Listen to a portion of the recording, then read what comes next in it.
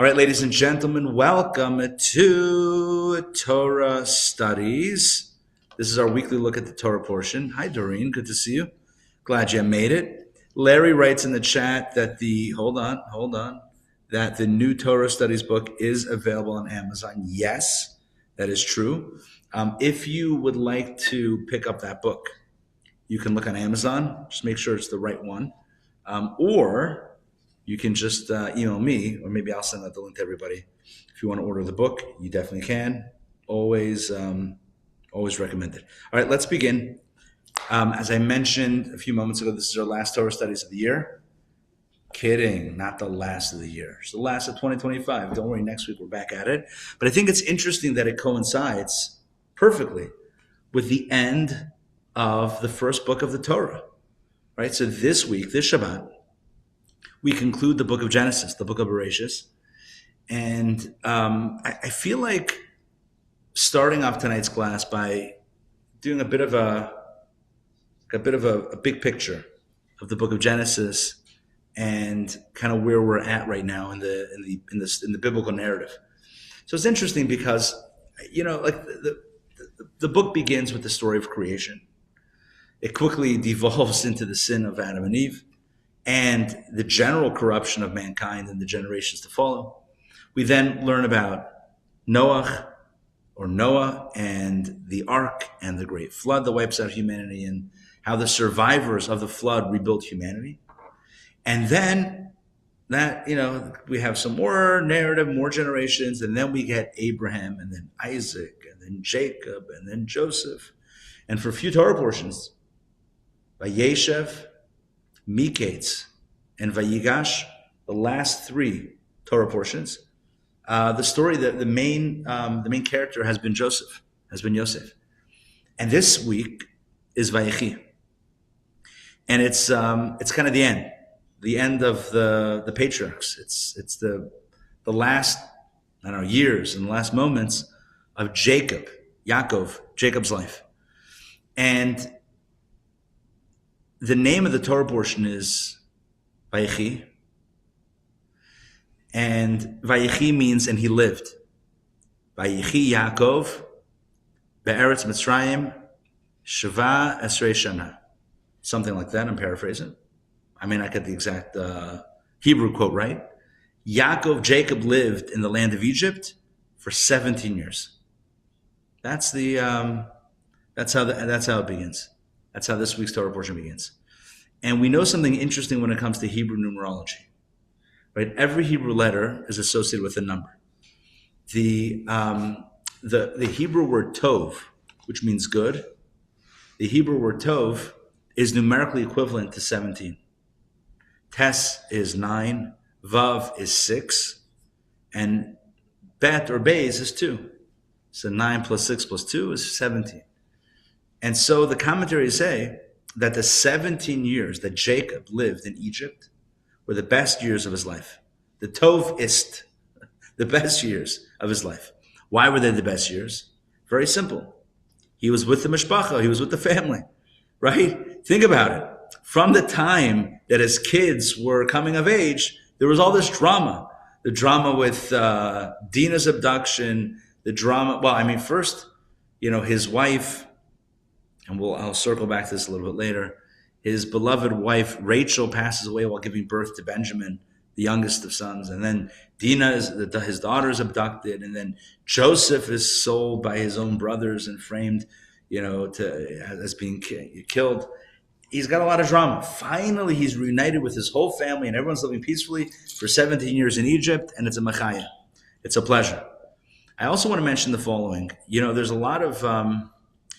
If you're in a creative writing class, or if you remember taking literature writing in school, so there's a technique, obviously, that we all know of, which is the idea of a cliffhanger. What's a cliffhanger? A cliffhanger means that you end a chapter, even a book, or nowadays, even a movie might end, and you're not sure how, where it's going to go. It gives the opening for a sequel. So you have a lot of Torah portions. Recently, a lot of Torah portions in the book of Genesis have a cliffhanger. Like even the opening Torah portion of Genesis, Bereshit, begins I said with creation, and then it gets into the corruption. And then it ends up by saying, oh, and Noah was a good guy. And then the next Torah portion is, oh, by the way, Noah saves the world. You have these kind of cliffhangers. Or there's a cliffhanger, a few weeks ago when Joseph is thrown into the pit. He's thrown into prison. And he says to the butler, put in a good word for me, let Pharaoh know that I can interpret dreams and all this stuff. Whatever, I'm innocent. And then that Torah portion ends by saying that the butler forgot him. He didn't remember Joseph. He forgot Joseph. Again, you have this concept of, is that what it is? I was just looking to see if it was no caffeine. Oh, it's not no, or it is? It has caffeine. Oh, it does. Okay. So there. Yeah. Stick with the water. So it's like, oh, he forgot Joseph. What's going to happen with Joseph? Or, also like a week or two ago when Joseph has Benjamin and he is, he's about to be incarcerated and the brothers are not sure what to do. And again, it's this cliffhanger, like what's going to happen with the narrative. So Torah is clearly fine with the cliffhanger. And in fact, it's a literary technique. At the end of the book of Genesis, we also have a cliffhanger where we have the whole Jewish family, which is, and God promises Abraham, Isaac, and Jacob, all three patriarchs, God promises them the promised land. He promises Abraham from the beginning two things: children or descendants and a land, right? A people and a land. And the people there are, what about the land? Well, the land is going to be the land of Canaan, which will become the land of Israel. But at the end of the book of Genesis, the entire Jewish people are in Egypt, different country. The question is, what's going to happen? And then you have the book of Exodus that explains, the rest of the story, slavery and freedom. So what we see is that Torah is not afraid of a cliffhanger. In fact, it embraces it and it uses it in its structure. So that being said, this week's Torah portion has a very interesting theme that pretty much runs through it, which is the final will and testament of Jacob. Jacob calls over his son Joseph. He calls his grandchildren to his bedside. He blesses all his children, and then we read about his passing. Then we read about a little bit of the story after Jacob's passing, and then at the very end of this week's Torah portion, which is the end of the book of Genesis, we read about the passing of Joseph as well. And literally the final words of the book of Genesis are that Joseph died, and he was, He was embalmed. Is that the right word? And interred in the land of Egypt. And that's how the book ends. That's how this Torah portion ends. What we're going to do tonight is focus on the very beginning of this week's Torah portion, where Jacob calls Joseph over to his bedside. He's getting old. It's coming to the end of his life. And he decides to give his son, Joseph, a mission about Jacob himself. And so we're going to get into that mission. What was it? We'll question it. We'll question some decisions that are going on between Jacob and Joseph, and hopefully walk away with some very, very salient points that we can apply to our own lives and experiences. So let's begin. We're going to begin, as always, with text number 1. Toba, I'd like to ask you, please, to read text 1 in a moment. Let me just quickly pull up this text. All right, ready to roll. As Israel's, Jacob's, days neared his passing, he summoned his son Joseph and said, "If I have found favor in your eyes, please place your hand under my thigh. Treat me with loving kindness and truth. Do not bury me in Egypt. I will lie with my forefathers, and you will carry me from Egypt and bury me in their burial place." And Joseph replied, "I will do as you ask." And he said, "Swear to me." And Joseph swore to him, and Israel prostrated himself on the head of the bed. All right, perfect. These are 3 verses. Thank you very much for reading that. These are 3 verses that pretty much summarize Jacob's request. And by the way, it says Israel, and then in brackets says Jacob, because, of course, that was the same guy. He had 2 names. Yaakov, Yisrael, Jacob, Israel. Okay, so what does he say? First of all, he says, if I found favor in your eyes, okay, it's a bit of a preamble. Please place your hand under my thigh. The question is, what does that mean? What does it mean to please place your hand under my thigh? What was that for? So the commentators explain that that is the language of an oath. So we find this by Abraham and Eliezer, also Abraham's servant, whom he gave an oath for his mission of finding a wife for his son Isaac. Place your hand under my thigh, and you know, without. Okay, it's a bit of a mysterious expression, but I'll tell you what the sages say. You ever hear the concept of putting your hand on the Bible before taking an oath? Yeah. Why on a Bible? Because it's an ancient tradition, including an ancient Jewish tradition, to hold what's called a cheftza shel mitzvah. That means a mitzvah object or a mitzvah item while taking an oath. Well, what mitzvah did they have at that point in time? You guessed it, the mitzvah of milah, the mitzvah of circumcision.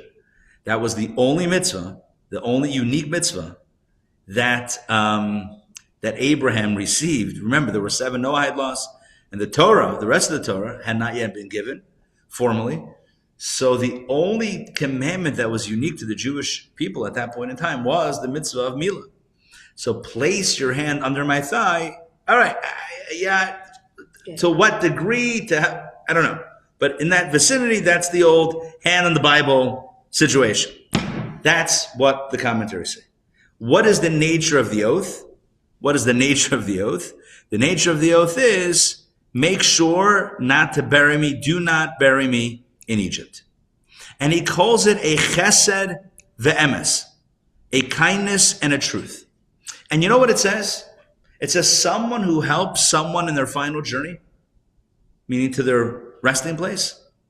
That's called chesed shel emes. That's called kindness that is true kindness because there's no expectation of reward. They cannot reward you because they're no longer here. They can't even say thank you because, again, they're not here. So when we help someone with their final wishes regarding burial and the like, we call that chesed ve'emes or chesed shel emes, loving kindness and truth. Okay, and what does Joseph say? And where does he want to be buried? With my forefathers. And where is that? Cave of Machpelah in Hebron in the Holy Land. What does Joseph reply? He says, done. I will do as you ask. Meaning, what's he saying? Yes, I'll do it. But take a look at verse 31. As Tober read it a few moments ago. Jacob says back to Joseph, no, swear to me. And Joseph swore to him. And so the first question we have tonight, I'll ask a few questions tonight, but the very first question we have tonight is, why did Jacob insist on the oath? He starts up by saying, place your hand under my thigh, which I explained before is an expression of an oath, taking an oath. But Joseph replies, yes, I'll do it. But Jacob doubles down and says, no, you got to swear to me. And then it says, finally, Joseph swore to him. My question is simple. My question is, after Joseph gives his reassurance to his father that I'll do what you ask, why does Jacob insist on the oath, insist on that power of the shavua? In Hebrew, shavua is the Hebrew word for oath. Why does he need it to be specifically an oath? Does this question make sense?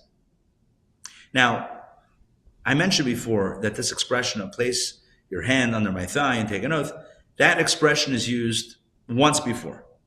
Abraham and Eliezer. Eliezer was Abraham's trusted servant, and Abraham sent him on a mission to find a shidduch, to find a spouse, a wife for his son Isaac. Isaac could not leave the land of Israel because he was brought up as an offering, right? By the Akedah, the binding of Isaac, he was brought up as an offering. Now, he wasn't, God said, no, we don't do that. We don't do human sacrifices. In Judaism, it's not a thing. Once you bring him up on the altar, take him down. But since he was brought up as an offering, so the laws with offerings are they can't leave the Holy Land once they're elevated. So he was elevated, he couldn't leave. And his wife needed to come from the old country, from Padan Aram, whatever, without getting to the logistics of where everything was on the map. The point is that Abraham sends Eliezer. Now, I understand. This is all part of my question. I understand why Abraham makes his servant Eliezer take an oath. Why? because whatever, you want to make sure he's going to do it. But Joseph, Also because he had a daughter that lived in his household. there you go, even better. Thank you for reminding me, Jay. Excellent. Eliezer, the servant, had a daughter that he would have loved to marry.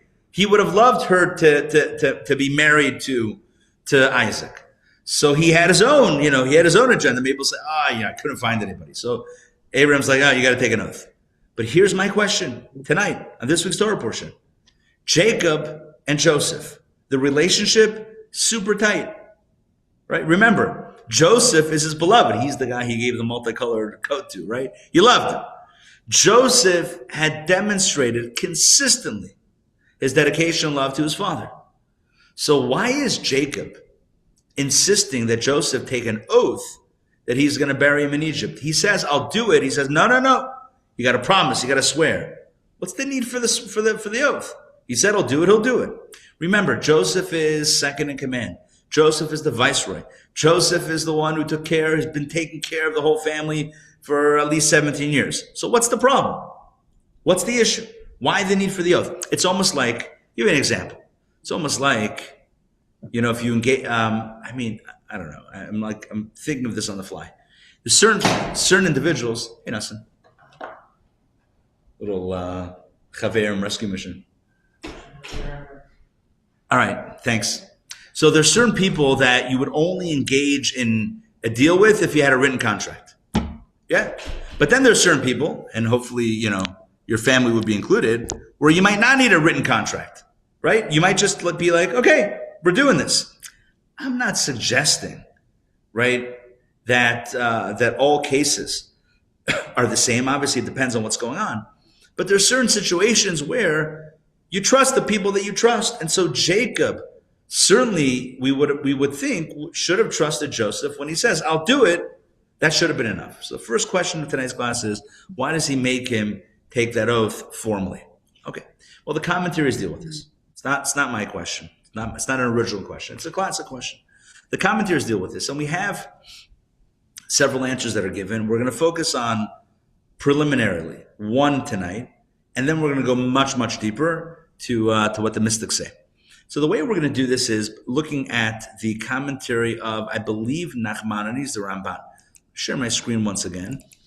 Let's pull this up. We're going to skip text number 2, and we're going to go to text number 3. Yeah, Nachmanides. Okay, I'll read this one.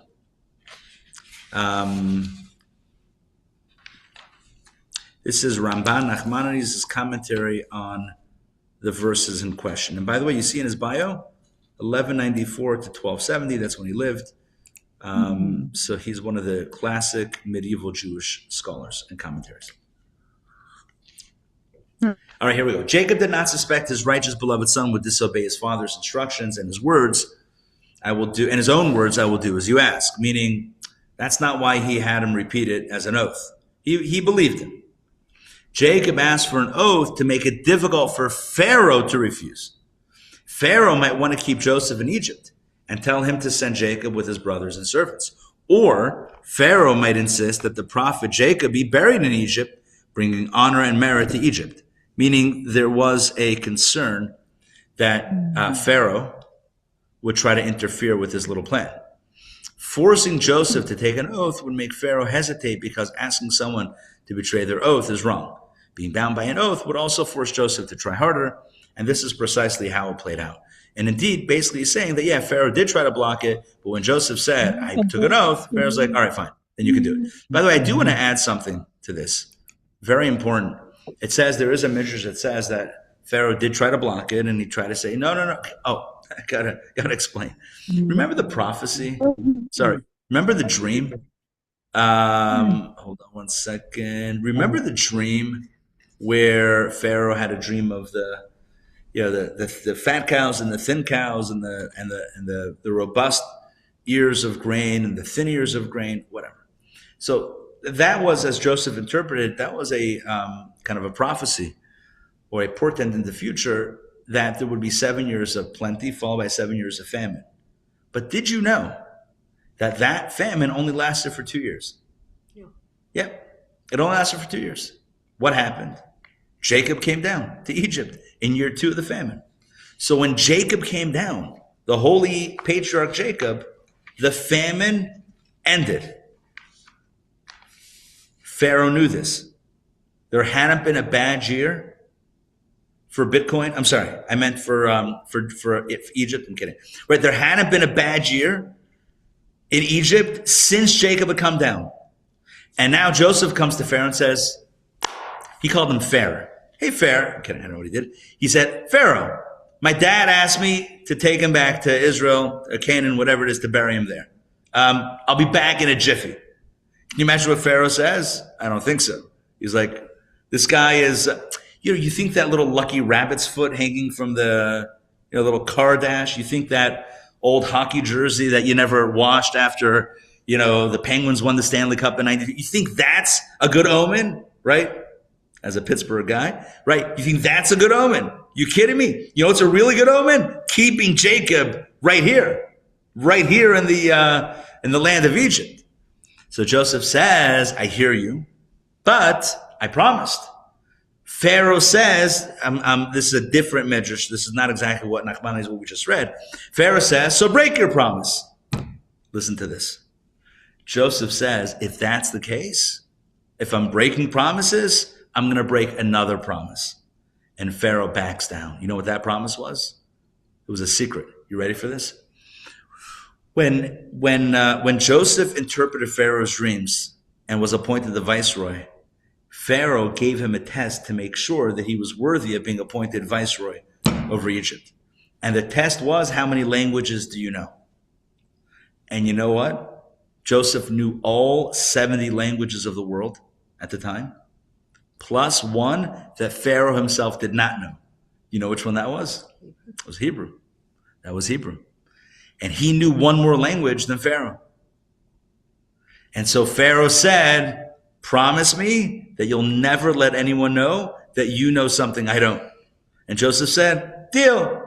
So Pharaoh now says, break your promise to your father. And Joseph says, really? I'm starting to break promises now? You want me to break my promises? Because we also have a deal.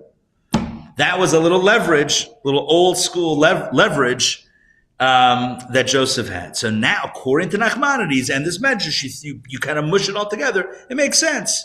Jacob says to Joseph, do me a kindness and take me out of here after I pass away. Joseph says, sure. Jacob says, no. Promise, take an oath. Joseph says, okay, and he does. Why? Not because Jacob didn't trust his son, but because he knew that there would be interference from Pharaoh. So he was working, making sure that interference was not going to be interference. Make sense? For hundreds of years, this was the interpretation. Nachmanides, 1174 to 12 something. It's going back, 800 years, 700 years, 800 years. This was the way we understood it. I want to open up all of our collective eyes tonight to another insight, another angle, a much deeper insight as to why the oath was necessary.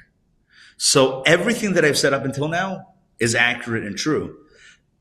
But when it comes to Torah, you can always go deeper. Just a quick sidebar.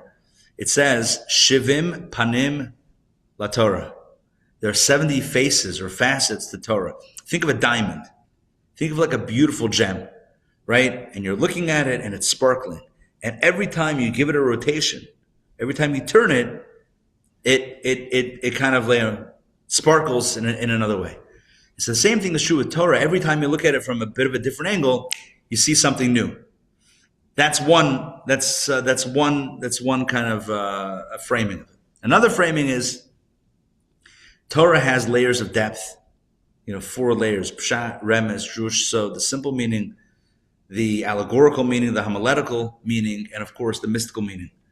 So I'm sharing with you a combination so far of Pshat, simple meaning. I share with you a little bit of numerology at the beginning with Tov, 17, good, 17 years were the best years of his life. That's Remez, that's the allegorical level. Homiletical, it's the medrash with Pharaoh and the promise and the dual promises and the dual oaths. But tonight we're going to go all the way to the deepest dimension, the dimension of Sod, which is the dimension of the mystical. And by the end of tonight's class, you'll have a mystical understanding of why it is, a much deeper soul and spiritual understanding of why it is that Jacob insisted that his beloved son Joseph swear that he would indeed take him out. Rabbi Ari, can I make a Egypt. comment? Yeah. Sure. Do you think maybe Yaakov was a little nervous because he was kind of slippery with his father taking the oath, getting the blessing at the end? He knew that he shouldn't get the blessing, and maybe he was nervous that maybe Joseph would pull a fast one on him also. Interesting. Because interesting. He it takes lying. One to know one, you're saying. Exactly. He says, since Jacob himself, when his father, oh, wow. I love this. I love it. We're still going to go a different direction, but this is what I mean. Every time you look at it, another refraction of light. It's brilliant. So what Jay is saying, which I love, is that what had happened to Jacob when his own father, Isaac, called him to his deathbed, or before he passed away. I don't know what stage of, when he wanted to give him the blessings, and Jacob represented himself less than honestly. Maybe he had a thing with complicated deathbed requests. Good. That's an interesting angle. Okay, we're gonna go a different angle tonight, but let's jump in. So in order to understand on a soul level, on a spiritual level, what the purpose of the oath was, we need to ask really a more fundamental question, which is why. That means it locked. Which means why? Not which means. Which is why was Jacob insistent about not being buried in Egypt? What was so wrong? What was so bad? Jacob says, "Al nasib bereini b'Mitzrayim." Let's pull up the exact quote again. This was back in text number 1. What did he say in text 1? He said, "Do not bury me in Egypt. I will lie with my forefathers. You will carry me from Egypt, bury me in their burial place," etc. It seems like he doesn't want even for one moment to be interred, to be laid to rest in the land of Egypt. And the question is, what's so bad with Egypt? What's wrong? I hear the pyramids look nice. I hear there's a whole Nile River Riviera casino situation. I'm kidding. I just made that up. Someone should get on that. Anyway, like, what's the big deal? What's the big deal? What is, Mom, is there gambling? Is there river gambling in Pittsburgh at this point? There is. No one is safe. Nothing is safe. All right. Next thing you know, the NFL is going to start introducing like apps that you can gamble in game on stuff. Oh, wait. I'm getting word that already exists. All right. Back to the story. Back to the plot. So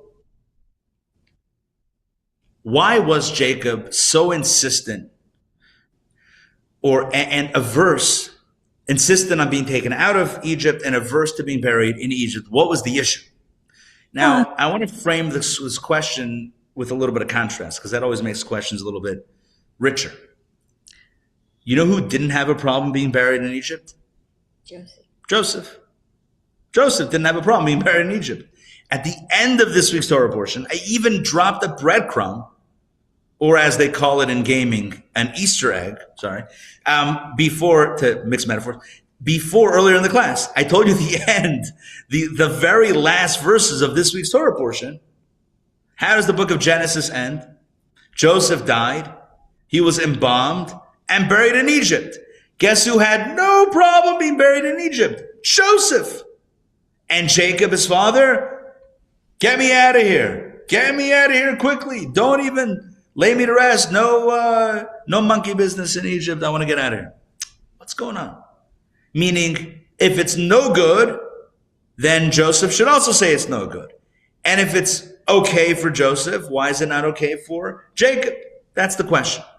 All right, so let's take a look at some classic answers. And again, we're going to do the same style. I posed a question or two, and we're going to look at some classic answers. And then we're going to go deeper, and all of the particulars are going to come together in a, hopefully, cohesive, beautiful, inspiring, and empowering web? I don't know. Whatever. Whole. Okay, here we go. Let's jump in. Toba, I'm back to you. If you don't mind reading, please read. Let me find the place here. Please read text number 5. All right, here's Rashi, text number 5. Rashi, the famous biblical commentary, who was on the level of Pshat, simple explanation. He gives 3 reasons, sounds like a BuzzFeed article, 3 reasons why Jacob did not want to be buried in Egypt. Take it away, please. Do not bury me in Egypt. Its soil will become infested with lice swarming under my body. When the dead come back to life during the resurrection of the dead, those buried outside of Israel will endure the pain of rolling through subterranean tunnels to Israel. I don't want the Egyptians to turn me into a deity. Well, there you have it. Top 3 reasons, sorry, Letterman, top 3 reasons why Jacob does not want to be buried in Egypt. Reason number 1, its soil will become infested with lice. When? The Makos. That's right. It's one of the plagues. One of the 10 plagues is lice. When Egypt will become infested with lice, Jacob says, I would rather not be there for that. Remember the plague of lice? Dam tzivardeya kinim. That's number 3. Blood, frogs, lice. I know it's not Passover. I know everyone will be way fresher, come Passover. But plague 3 is lice. So he's like, I do not want to be here for that. That's 1. Second answer, he says, when the dead come back to life during the resurrection of the dead, Tchiyat HaMesim, which is fundamental Jewish belief. So if you're in Israel, you're at HQ. If you're outside of Israel, then you have to roll through the subterranean tunnels to Israel. All right, what exactly that means, I don't know, but it just means that he'd rather be local as opposed to long distance. And then the third answer is, I don't want the Egyptians to turn me into a deity to worship me because, of course, in a pagan society where they have many gods, you can well imagine that Jacob, who had staved off and really stopped the famine after year 2, could have definitely been turned into a deity. He says, I don't want any of that, so get me out of here as soon as I pass away. Okay, I heard a potential question coming through. Did anyone have a question? Doreen, did you have a question? No, I was remembering about the lice, but yeah. Okay, so that's those are the reasons. I just want to point out, maybe at this point, that Joseph being buried in Egypt avoided those 3 dangers because he was buried under the Nile. Okay, so hold that thought. Hold that thought. His bones to be brought back to Israel when they left. Yes. All right, but hold on. All right, so hold on one second. Let's do this one step at a time. So these are 3 reasons offered by Rashi. Again, fundamental, essential, core Torah commentary, explaining why Jacob is absolutely adamant, do not bury me here. I don't like the lice, I don't like the rolling, and I don't like the deification. Great. Fine. Question could still be asked, but you're leaving your family. I mean, what are you doing? Your kids are here, your grandkids are here, the whole mishpacha, the whole family's here, and you're like, well, I'm out of here. See you later, right? See ya, don't want to be ya, as we used to say back in the 90s or something, right? That's it? You just abandoning, what does it say? The captain doesn't jump overboard or whatever it is, before the captain goes down with the ship, something along those lines. So, and he's the captain, he's the patriarch, he's Jacob, and he's like, all right, I'm out of here. See you later. It's going to be fine. Now, they all knew there was a long-standing prophecy already from the times of Abraham that his descendants, Abraham's descendants, were going to be slaves in a foreign land. That was already told, I don't know how many years, 100, maybe 100, 200 years prior. So that was known. It was known that the Jews were going to be stuck in Egypt for a while. Why is Jacob abandoning ship? David. Didn't God, let me make sure is my mic on? Yeah. didn't God, when he was talking to Jacob, say that you'll go down to Egypt and you'll come back? In, oth- Yes, in other but words, it could have been, a few hundred years later, right? It could have been, and it was about 210 or 210 years later that they got out. So, it could have been a bit of a longer journey, conceptually. I mean, he's deceased anyway. It's not like he left before, while he was still alive to take his final breath in the Holy Land. He's either way deceased. So why not just be buried and that's it? So again, yeah. Just the fact that he's being buried outside of Israel maybe would encourage his ancestors or his progeny to be buried outside, to be with him, just like he wants to be with his forefathers. Interesting. So they may be stuck in Egypt a little even more. Okay, fine. What we know for sure is that whatever rationale Jacob has, Joseph does not have that rationale because, as I mentioned already a few times, Joseph is interred in Egypt. He is laid to rest in Egypt. And as Doreen mentioned a few moments ago, he is even buried underneath the Nile River, which, by the way, Mom, I think you said that, sorry.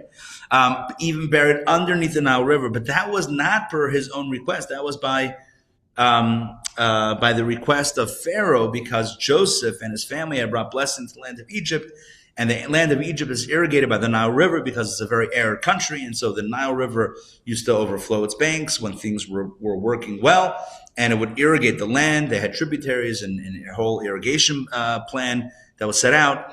And they buried him specifically in the Nile River to serve as like almost a deification and as a blessing to the Nile. And so but he's okay with it. So the question is like this: was he not concerned? I guess that would eliminate the lice thing, but the deification thing was certainly there, and the rolling thing would certainly be there. So what's going on? Now Joseph does say when you eventually leave, you know what? Let's read this inside. Let's read these verses inside about Joseph's passing, and then we're going to kind of try to put everything together. Okay, hold on. Where are we? This is going to be text number 6. Okay, here we go. I'll read this one. Joseph told his brothers, I will die, and God will surely remember you and raise you from this land to the land he promised to Abraham, Isaac, and Jacob. And Joseph insisted on an oath from the children of Israel, saying, God will surely remember you, and you shall take up my bones out of here. So this avoids the rolling issue, because he doesn't have to roll if his remains are reburied in Israel. The question then becomes, so what was Jacob's issue? In other words, if Jacob has an issue, how come Joseph doesn't have the issue? And if Joseph solves the issue, how come Jacob couldn't solve the issue? What is going on? What is happening here? Now, there is an answer that's given, and Rashi cites this on the verses in text number 7. And here's Rashi's answer to this, and I think it's important to understand this. Rashi, text number 7. Toba, we're back to you. Joseph said, I was ruler over Egypt and had the authority to bury my father in Israel. However, the Egyptians will prevent my children from doing the same for me. Therefore, he made them promise they would take him along when they left. Thank you. So Rashi gives a very pragmatic explanation, explaining the asymmetry between the requests of Jacob and Joseph. So Joseph basically says, yeah, I could help out my father, but who's going to help out me? Meaning, when my father Jacob died, he knew he could trust me to make it happen, to get his remains out. But, right, I was ruler over Egypt and had the authority to bury my father in Israel. That's why he asked me to do so. However, the Egyptians will prevent my children from doing the same for me. They didn't have the same clout. And therefore he said, all right, at least when you leave, don't leave me here. Okay, fine. So that's a simple answer. That's a pragmatic answer. But you know what? I'm not that inspired. That's not a diss to Rashi. I'm just saying I don't know what to do with that. I don't know that that's something that we can apply to our lives today. That's not a timeless message. What's a timeless message? That if you can't get something done, then just give up? I mean, like, maybe, but I don't know that's like, that's a point of inspiration that we're taking. So we want to go deeper. Not to say that these teachings are not accurate. They are. But again, there's 70 facets of Torah. There are 4 dimensions of Torah interpretation. So we're just going to go a little bit deeper into a core spiritual message that I think will resonate and holds a lot of meaning and significance for us in our own lives. All right, so I just want to summarize the questions. We have, I think, 3 questions so far. Tonight's class, question number 1, which was our opening question. Question number 1 is, why does Jacob insist on an oath from Joseph after Joseph says, I'll take care of it? He says, no, you have to take an oath. Why? Next question, why does Jacob insist altogether being buried outside of Egypt? Why not be buried there and then be taken out with Joseph at the Exodus? And then number 3, third question, if for whatever reason it's not kosher for a holy person to be buried in Egypt, right, then why is Joseph okay with that? And yeah, you're going to tell me, well, because, pragmatically, who was able to do it? All right, but that still doesn't sound like a satisfactory reason. So we need to get to the heart of this, and the way we're going to do this is by analyzing the spiritual souls, analyzing the souls and the roles, as it were, of the 2 parties that are at the core of tonight's class, Jacob and Joseph. And there are different ways to do this. I want to try what I believe is a bit of a unique angle. Jacob is one of the patriarchs. Joseph is one of the brothers. There were 3 patriarchs, Abraham, Isaac, and Jacob. Jacob had 12 sons. They are the 12 tribes, and collectively, they are Bnei Yisrael, the children of Israel, and Am Yisrael, the nation of Israel. Which means Joseph, to the other tribes, they're brothers. Jacob is the father. Joseph is the brother. But I believe there's also another element here as well. Joseph is very much impacted and shaped by his mother. Why do I say that? Well, he's the Bechar, he's the firstborn of his mother, Rachel, who, as I mentioned earlier, also another Easter egg, passed away while giving birth to the youngest brother, Benjamin. So he's the oldest of his mother who did not live long. It also mentions, just on a gender level, so stick with me for a second.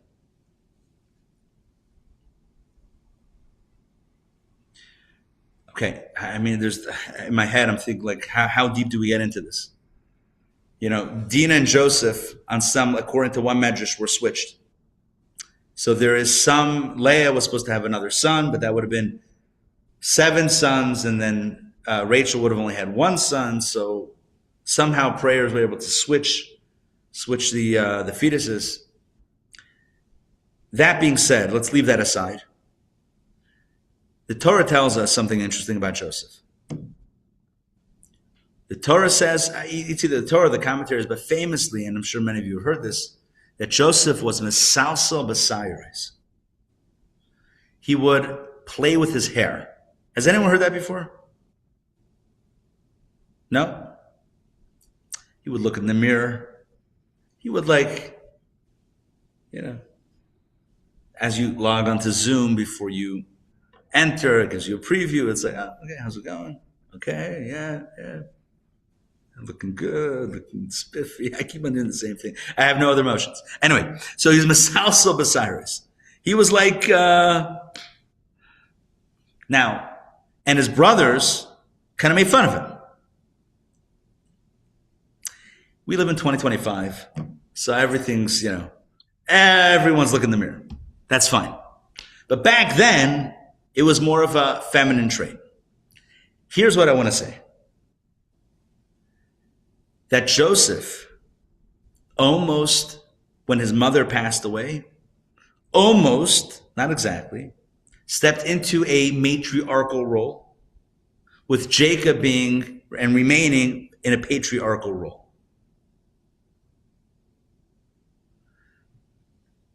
Now, we're going to stick with some gender stereotypes for a second, even though the disclaimer is that masculine and feminine is not exclusively male-female or men-women, because everyone has traits of both. But let me give you an example of what I mean, and you'll see what I mean. Imagine there's a kid on the monkey bars, right? Is that a good monkey bars? They're know what the monkey, right? You climb up the ladder and then you, right? It's called monkey bars, I think. It used to be called monkey bars. And if they changed the name. The kid falls, loses the grip, falls into those, maybe nowadays they have like the shredded rubber stuff, but back in the day, I think they, like when I was a kid, I think they had like hot iron spikes. No, I'm kidding. They used to have just like whatever it was, like just, asphalt. There was a slide, Mom, you'll remember this. It was, what park was that on Beechwood? Any other Pittsburgh? Blue Slide Park. The Blue Slide Park. Thank you. The Blue Slide Still Park. there. It's Okay, still well there. maybe I think it was that slide. Maybe it was a different slide. If you would be there, like if you would go down in shorts on a summer day, you would lose half your skin. It was off. Like maybe it was a different slide, a metal slide. I don't know what was going on. Back in the day, it's like whatever. So imagine a kid falls, right? Again, not all fathers, not all mothers, but let me give you a little bit of a scenario. Father comes over and says, you'll be okay. Come, let's get back on it. Come, you'll try it again. You'll succeed. And a mother might say, let me hug you and kiss you. And are you okay? How are you feeling? And really get down where the child is, which means there's two approaches in parenting. One approach is to say, don't worry about it. Come up here. Another way is to say, let me get down with you in the pain. Two different approaches. Now, is it that all fathers take the approach A and all mothers? No. But can we say that there are two different approaches? Sure. I think so. And so for tonight, because I think so, this is where we're going with this. Okay? So there's one approach, which is to say, rub some dirt in it. You're fine. You'll be good. Get back out there, right? Yeah, your kid is playing sports, I don't know, playing football, misses flag football, misses the flag, is devastated about something. You go over to them and say, come on, you'll be fine. Get out there. You got to be tough. That's one approach. The other approach is to sit with them, to be with them, to feel with them, to empathize with them. Now, which is the best approach? I don't know which is the best approach. There's two valid approaches. There's two valid approaches. There's the approach of kind of almost giving a bigger picture, as it were. And then there's the approach of being in the moment.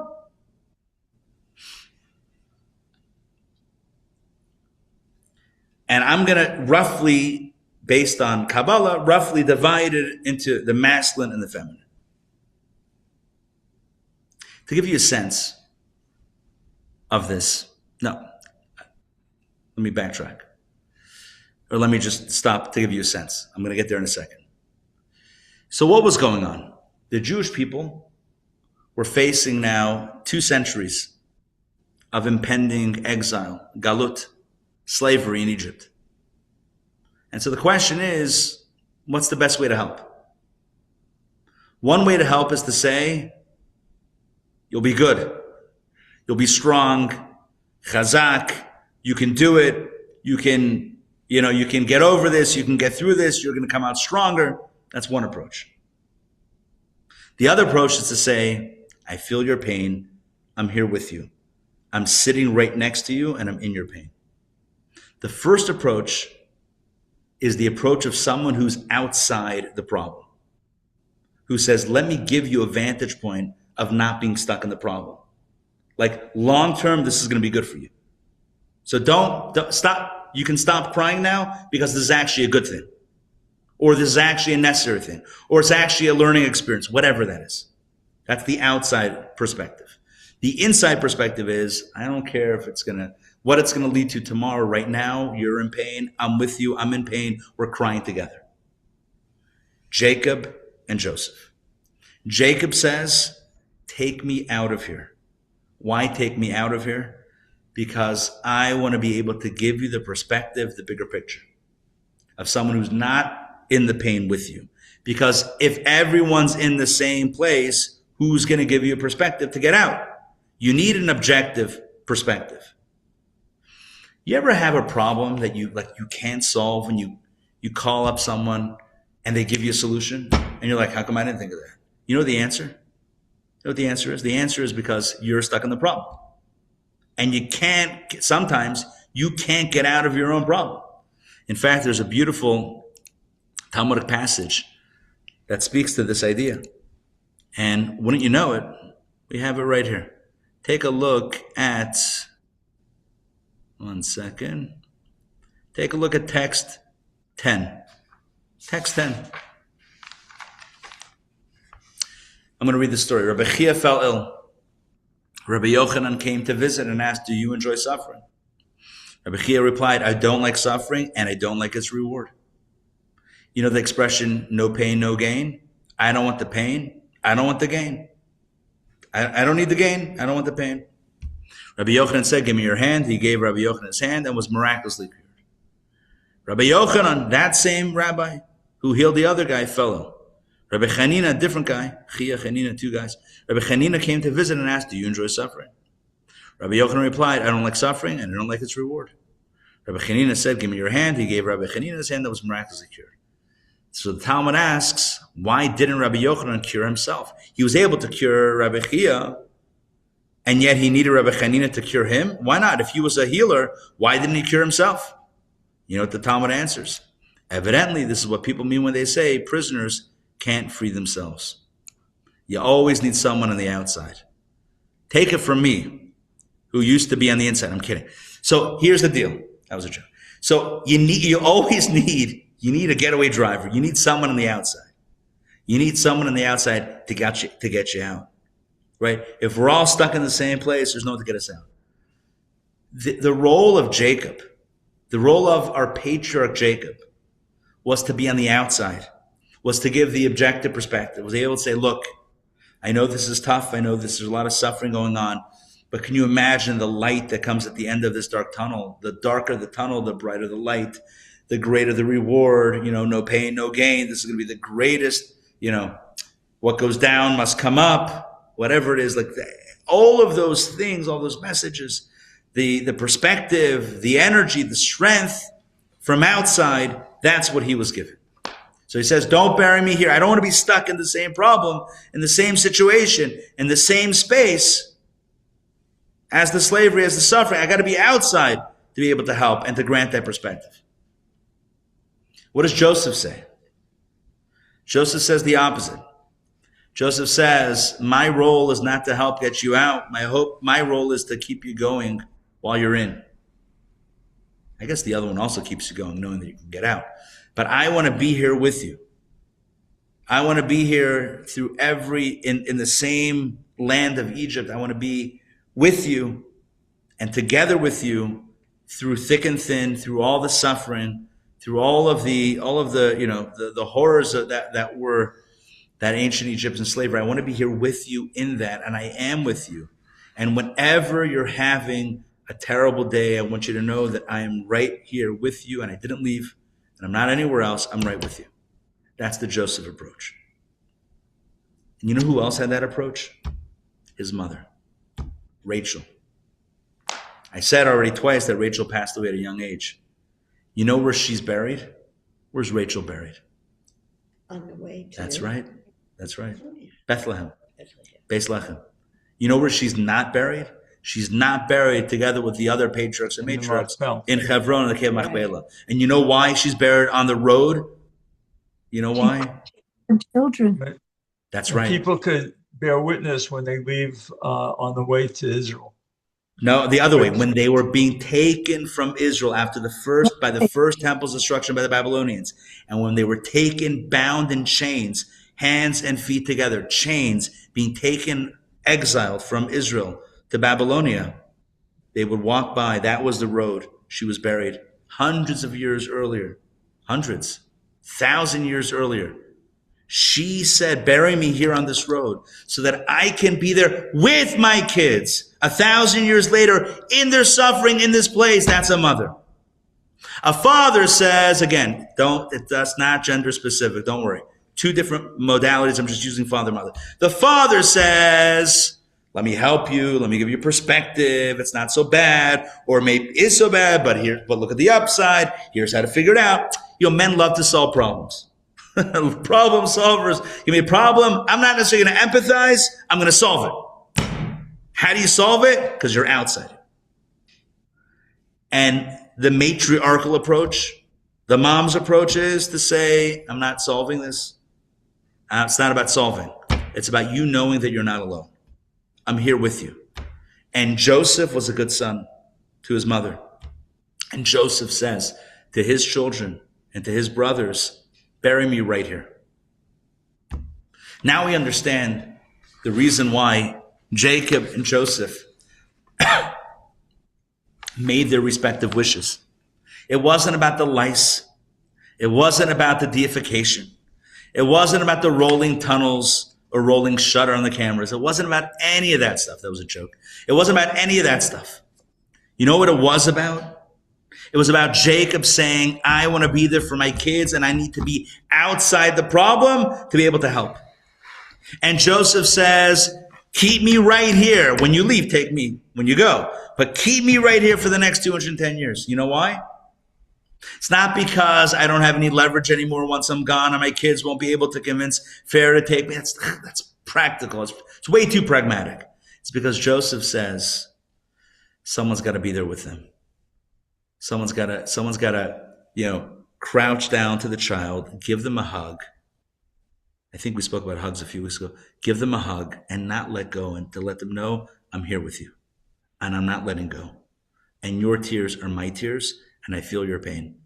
And I'm not trying to problem solve from the outside. I'm empathizing from the inside. That's Joseph's approach. Now you're going to ask, well, which one is right? You need both. You need both. That's beautiful. One of the prophecies in the summer, one of the haftorahs, after the Torah reading every Shabbat, we read a section from the books of the prophets known as the haftorah. And in the haftorah, I'm going to get this out. Don't worry, it's going to happen. In the haftorah for Shabbat Nachamu, it's the Shabbat after the 9th of Av, the day that is the darkest day in the Jewish calendar, when both holy temples were destroyed, first by the Babylonians, which I just mentioned, and then later by the Romans, the second temple by the Romans, about 500 years later, 480 years later. Both destroyed on the same day. That's the darkest day in history. The expulsion from Spain happened on that day. A lot of very sad things happened on the 9th of Av. The Haftarah that we read, the Shabbat after that, is called Nachamu. Shabbat Nachamu. It's the Shabbat of comfort. And it begins, Nachamu, Nachamu, Ami. Be comforted, my people. And the question is, why the repetition? Nachamu, Nachamu. What? The prophet was getting paid by the word? What's going on here? Just say, Nachamu, Ami. Let my people be comforted. Comforted, be comforted. Why the double expression? So sometimes you say, well, it means definitely be comforted. Twice means for sure. I once heard a beautiful interpretation along these lines. Nachamu like a father, Nachamu like a mother. Because we need both comforts. We need the comfort to know everything will be okay. And the comfort to also know that we can cry, and that's okay too. We need to know two things. Long term, it'll be good, but also in the moment, it's okay that we're broken, and it's okay that we're sad. You need both. Nachamu, Nachamu, comfort on two levels. Jacob has his role, Joseph had his role, and they respected it. But now, after all of this, we've also answered our first question. I asked all the way at the beginning of the class, why is it that Jacob didn't trust Joseph? I mean, who better to trust than Joseph to get the job done? Why did he say, after Joseph says, I got you, Dad, he says, no. You got to promise. Why did he double down on that? Now we know the answer. Because Jacob was afraid that Joseph, when push came to shove, when his father passed away, he would say, Dad, we need you here with us. We can't let you go. We need you with us. Like Joseph himself would say some years later to his own family, I'm going to stay with you. Since that was Joseph's approach of being there, of empathizing, of connecting and not letting go. Jacob was afraid that Joseph would renege on his agreement with Jacob and say, at the end of the day, Dad, stay with us. And he wouldn't have taken him. So that's why Jacob said, Joseph, I know you maybe better than you know yourself. I know what your nature is, and I know what kind of guy you are, and I know that no one cries in the Torah more than Joseph. We don't hear about anybody else crying as much as Joseph in the 5 books of Moses. In fact, I don't think anyone cries other than Joseph. When they reunite, the other brothers cry also, but Joseph again and again and again is crying. He is sensitive. He's a sensitive soul. And Jacob knows that about him. And he says, your sensitivity might encourage you to want to keep me here, because your perspective on what it means to be a good parent might shade your view of what type of parent I want to be. You ever have that? Never, right? 2 parents that have different perspectives on parenting. It happens sometimes, all the time. It happens, right? It can happen. Where a father might say, well, this is the best approach, and a mother might say, this is the best approach. And you know what? Sometimes it's not right or wrong. It's just 2 different approaches. And what Jacob was concerned, and why he said to Joseph, I need you to make a binding oath on yourself because I don't trust you, is because he knew how passionate, and from a good place, only a good place, but how passionate Joseph was about the empathetic type of connection. I'm sure there's a modern pedagogical or parenting term, modern psychology, I'm sure has terms for all these concepts that I'm speaking about tonight, but I'm framing it from Torah, and I'm not that proficient in this other lingo. The point is that Jacob knew his son Joseph, as a good parent does, and he knew that Joseph's mode of parenting was going to be the empathetic mode. And therefore, Joseph might be tempted to keep Jacob around, because which parent would leave their kid in a moment of crisis? And Jacob says, I respect your way. Please respect my way. I need you to take an oath that you're going to let me parent the way I need to parent. And I'm going to do it from the outside. I'm going to do it from many, many miles away from the Holy Land. But I need you to know this. I'm not abandoning you. I'm not abandoning my children. I'm not abandoning my family. Not abandoning my legacy, my heritage, my progeny. What I'm doing is giving a perspective that's larger than the problem. If you can't see above the problem, you'll never get out. Ein chavosh mater es atzmo. We read that before from the story of the rabbi who couldn't heal himself. You can't, lift yourself from your bootstraps or whatever it is. You know what it is? You can't lift yourself up. You can lift someone else up. You can't lift yourself up. You can take someone and lift them up, right? As if Hulk Hogan, right? No, but I'm saying, like, you can conceptually lift someone. You can't lift yourself. Try to lift yourself. What would you even do? No, you can jump, but you can't lift yourself up. You know why? Because you're too stuck. Because you're in you. You can't lift yourself. You can only lift something that you're outside of. Jacob says, I'm going to give you the strength, the courage, the ability to see outside the problem. And so, inter me in the Holy Land, and from there, I'm going to send all the power that I can to help you see outside the problem. This explains the 2 perspectives. The Jacob perspective, the Joseph perspective. This explains why the necessity of the oath. And this also is a powerful lesson for all of us. Dr. Max, you wanted to jump in? Well, I was just going to say, in a way, the characteristics you're describing about Joseph, isn't that what got him through his being sold off into slavery, his imprisonment? Like the story of the prison where he says to the 2 guys, hey, why do you look so glum today? I'm in prison, but he noticed something different. He had that sensitivity, which is more associated with female than male, but certainly not exclusive to either gender, to your point. But wasn't that kind of the story, the entire story of Joseph's life? And to your point, Yaakov knew that more so than Joseph, and that was not the skill set needed for the story to continue. So therefore, Jacob was able to make this contribution to sort of continued to lead the nation of Israel as it was forming. Exactly. Yeah. Joseph was definitely that empathetic being who walked into a room and felt the energy of the room and was there. What's wrong? Can I help? On that level.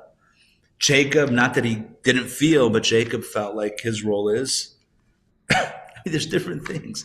Some people make jokes when there's pain, just like, let me lift you out of it, right? There's just different approaches. So what are the practical takeaways? So there's a lot of them. Number one, just to pick up something a point that I just mentioned a few minutes ago. Number one, I think this is a general message. It's important to respect the fact that people have different ways of operating, and it doesn't make it wrong if it's not your way. So when we think about parenting approaches, right, it's not that, I have the only valid way to parent, and if you have a different perspective, then you're wrong. Now, we might need, if we're co-parenting, we might need to figure out a coherent and cohesive plan for the child. That is probably necessary. But it doesn't necessarily mean that one is right and one is wrong. I mean, it could be that one is wrong and one is right, but it doesn't necessarily mean that. And in life, this is a larger point as well. People have different approaches. Some people are more chesed, some people are more gevura, some people are more, loving and kind and empathetic, and some people are a little bit more, boundaries and borders. And it doesn't mean that one is right or wrong or better or worse. It just means different approaches. So which was better, Jacob's approach or Joseph's approach? Should we not be buried in Egypt? Should we be buried in Egypt? The answer is they're both right. They both have their space. Both are necessary. And you know what? Thank God there's more than one person around, because that way we can have diversity of approaches and we can have access to all of these different energies. And that's a good thing. So number one is a reminder for all of us to be a little less judgmental about the people that don't feel or do or act or think the same exact way as we do. It's okay. We'll get over it. There's truths that lie in many different places. That's one. But more on point to our lesson tonight, I think the message for all of us is the need to be there for others in both the Joseph way and the Jacob way. The need to be there for them in a way that really connects and honors their pain and honors their question or their struggle or whatever it is, and really be without any agenda of solving it, but also at the same time, when we need to help solve, we need to help solve. If someone is asking, and sometimes you got to pick up on the questioner. It's not just answering a question; it's addressing the questioner. It's like what does this person need from me right now? Do they want me to listen, or do they want me to come up with answers? And I might have my tendency. The question is, what are they asking for right now? I mean, how often has it happened where somebody unburdened something to someone else and the other person heard and said, here's what I think you should do. And the person said, I'm not really looking for a solution right now. I'm looking to be heard. And then sometimes a person might hear and connect and empathize, but not offer a solution. And maybe the person does need a solution. So it's important to know what's needed. And I think for all of us, to recognize that we can play that role for others and others can play that role for us. And it's important to have God also in our lives. God also plays those roles. God is with us in our suffering, and God is also certainly beyond our suffering. Nachamu, a double comfort, both the father and the mother. And indeed, wherever we are, whatever challenges we're facing, and every human being has challenges on some level, somewhere, whatever challenges we might be facing, may we have both the comfort of people in our lives that are there with us in that experience, feeling what we feel, right? Sensing what we sense. And then at the same time, the ability to see beyond the problem and arrive at the solution and climb out of the darkness into a space of light. Thank you for joining me tonight for Torah Studies. Hope this made sense. Hope this was inspiring. And hope this is, as we conclude the book of Genesis, a good opportunity and a good motivation for chazak v'nischazek. Be strong, and together may we be strengthened, which is what we recite in synagogues around the world as we conclude this book. Chazak v'nischazek. Be strong. Double expression again. Maybe father and mother. V'nischazek, and together we need to strengthen each other. Thank you very much for joining tonight. And Happy New Year. Can we say that? It's not the Jewish New Year, but it's still okay. Good. Yeah. I was thinking when Jacob went to bless his two grandsons, Yeah. but his hands, Joseph was sensitive to the fact that it wasn't right. Beautiful. And I Beautiful. guess Jacob saw that You know, it's also. interesting. So you're referring to where Menashe and Ephraim, right? He crosses his hands, puts his right hand on the younger son and his left hand on the older son. And his father says, Oi! I'm paraphrasing. Sorry, the son, Joseph, says, this is, he's the older, he's the younger. And you know what the father says? I know. The younger one's going to be good also. But the older one's going to be great. But the younger one, yeah. Joseph sensitive to the feelings of the older one, getting the left hand. Yeah. Yeah. It's a different approach. And what does his father say? I have a good reason for it. Again, it's the same duality. It's like, and you know what Joseph says? You might have a reason for it, but how's he going to feel about it? It's just a different approach. It's a more hard, and I always try to be very transparent. First of all, I usually try not to share my own insights because what's that worth? But tonight I did add, I think I mentioned it. I think I put a little flag when I kind of shared my own insight about, you know, him connecting with his mother, maybe kind of caring when his mother passes away, kind of, you know, for whatever reason, he integrates that role he feels as her oldest son. Maybe he has to carry her legacy forward. I think it's like, it seems like a somewhat of a response that might be understood and appreciated. But yeah, it's hard to, you know, kind of not think that he was in that role of someone who really was sensitive and really was feeling and really was, you know, in that space of, you know, shame. What's this little kid? What's the older child going to feel like? That's like, he's thinking about the feelings. Jacob's thinking about the higher, you know, the bigger picture. And Joseph's saying, yeah, but his feelings. Like, it's not, you know, very good. Very good. Excellent. Toba made sense? Mm-hmm. Excuse me. I just read a story by Shlomo Aleichem today. Yeah. Where the child was in the middle and the mother was always sympathetic and protecting it. And the father was always screaming at and calling him names and beating him up. The same thing. Without the beating up and the calling names.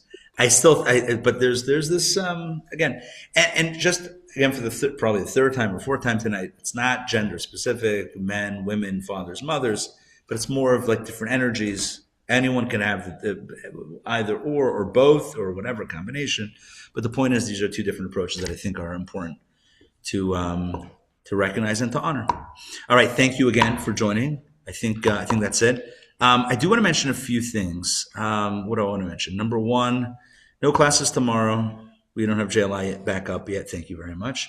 We are, the basket's over there if you want. We are no classes Thursday. Shabbos, we have Davening 101. Next week, we're back to a full array of classes. Okay, here we go. Next week, brand new series of Torah Studies. The book Larry wrote in the comments. Everyone has access to these comments, I think, on the Zoom. Season 2, 5786, book 78. If you copy that, I'm going to say cryptic series of text. It's not cryptic, but if you copy that, drop it into Amazon, that book, the appropriate book, the correct book should come up. You can get it shipped straight to your door. If you want me to order it. Huh? Do you have the book? Could I get it on Monday? I can order if it's easier, I can order a few books and have them here. Yeah. Today's Tuesday, holiday shipping. Yeah. You want to do that? I'd like it. Yeah. Sure. I got you covered, Doreen. If anybody else wants me to get to order a book for them and pick it up here, you can. If you want to order it straight to you, you can. If you want me to order it and ship it to you, I can also do that. It's easier if it's just through Amazon, whatever it is. If you need it, I can do it for you. Just let me know. And that is that. Also, I do want to mention a few things coming up. Number one, We have a new JLI class coming up on Wednesdays. It's called Captivating Cases in Rabbinic Responsa. It's a very long title for an incredible course. 30 cases that will blow your mind from throughout the last 1,000 years of Jewish history, cases that came up, questions that came up, dilemmas that came up, and how they were answered through the brilliant wisdom of Judaism and Jewish law and ethics. It will open up your eyes to Torah, to the brilliance of Judaism, and to the modern applications. I'm also working on a few major events that are just absolutely spectacular. One with the doctor. Okay, I'm going to mess this up because I don't know his exact title, his exact role, but he was one of the key players in the treatment that's used today for HIV. I'm speaking about the future of medicine. So we have some really big events coming up. So please stay tuned. Refresh your inbox for emails coming from me. What about meditation? Which meditation? Oh, the prayer one? No, you No. mentioned something about meditation. What did I say about meditation? I don't remember about meditation. Okay. Doesn't mean that there's not a meditation thing coming up. Just means I can't recall it right now in the moment. But we're also working on a prayer, a two-part prayer series to understand insights on prayer. The medical, we have a few medical things coming up. Working on an AI program. Don't worry, it's not going to be taught by AI, but it's more analyzing like what it means to be human versus artificial intelligence and kind of Jewish thoughts around that, and some other big things, all coming up in the next month or two. So stay tuned. 2026 is shaping up to be an incredible year. Thank you all. I don't think I mentioned at the top of the class. Thank you all.